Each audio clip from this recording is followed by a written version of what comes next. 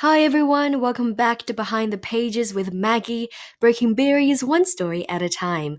Today is episode 15, and I'm sure by now you've been noticing some changes, and I have been thinking about what are some of the more effective ways of helping you learn English, and I think this is a better way of doing so, and I really hope this is you would be able to adjust to it, and I just hope this will make it a more effective experience for you all. Well, today's episode 15, and I bring to you a new story titled Grandfather's Journey, written by Alan Say. Now, this is a tale of one man's love for two countries and his constant desire to be in both places as he goes between Japan and the US and over the course of his life. And of course, this is actually recounted by a Japanese American man of his grandfather's journey to America, which he later undertakes himself, and the feelings of being torn by a love of two different countries, as we said before. Now, through compelling reminiscences of his grandfather's life in America and Japan, Alan Say gives us a really poignant account of a family's unique cross cultural experience. He warmly conveys his own love for his two countries and the strong and constant desire to be in both places at once. And just as Hornbook Stead Review says, the immigrant experience has rarely been so poignantly evoked as it is in this direct lyrical narrative that is able to stir emotions through the sheer simplicity of its telling. Well, without further ado, let's get to the story. Grandfather's Journey, written and illustrated by Alan Say.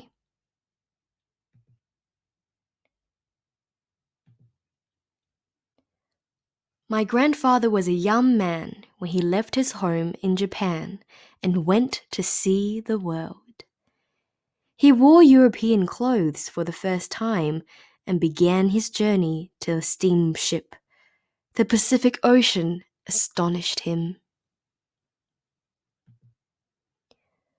For 3 weeks he did not see land, and when land finally appeared, it was the New World.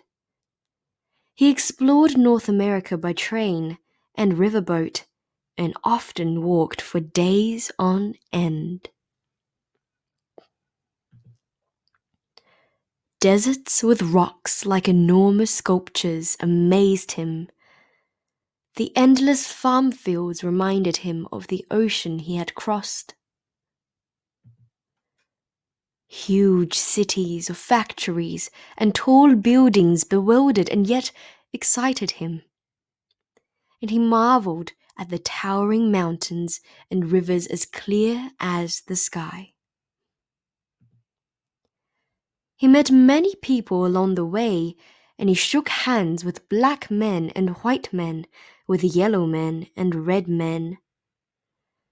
And the more he traveled, the more he longed to see a new place and never thought of returning home. Of all the places he visited, he liked California best. He loved the strong sunlight there, the Sierra Mountains, and the lonely seacoast. And after a time, he returned to his village in Japan to marry his childhood sweetheart. Then he brought his bride to the new country. They made their home by the San Francisco Bay and had a baby girl. And as his daughter grew, my grandfather began to think about his own childhood. He thought about his own old friends. He remembered the mountains and rivers of his home. He surrounded himself with songbirds, but he could not forget. And finally, when his daughter was nearly grown, he would wait no more. He took his family and returned to his homeland. Once again, he saw the mountains and rivers of his childhood. They were just as he had remembered them. And once again he exchanged stories and laughed with his old friends.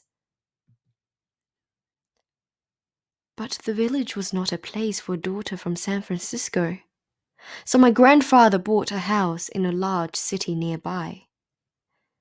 And there, the young woman fell in love, married, and sometime later, I was born. When I was a small boy, my favorite weekend was a visit to my grandfather's house. He told me many stories about California. He raised warblers and silveries, but he could not forget the mountains and rivers of California. So he planned a trip. But a war began, and bombs fell from the sky and scattered our lives like leaves in a storm. And when the war ended, there was nothing left of the city and of the house where my grandparents had lived.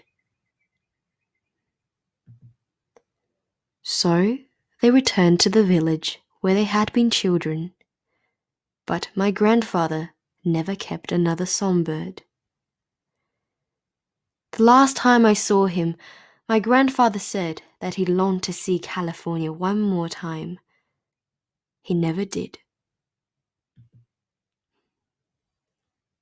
And when I was nearly grown, I left home and went to see California for myself. After a time, I came to love the land my grandfather had loved, and I stayed on and on until I had a daughter of my own. But I also miss the mountains and rivers of my childhood. I miss my old friends. So I return now and then, when I cannot still the longing on my heart. The funny thing is, the moment I am in one country, I am homesick for the other. I think I know my grandfather now. I miss him very much.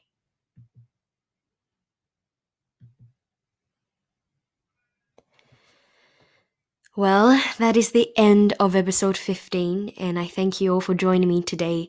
Listening to this obviously very touching story and very heartwarming one as well that tells the story of homesickness and love for both countries, I guess. Well, thank you so much for joining me today. I really appreciate it, and I hope to see you in my episode next in Breaking the Barriers with Maggie, one story at a time.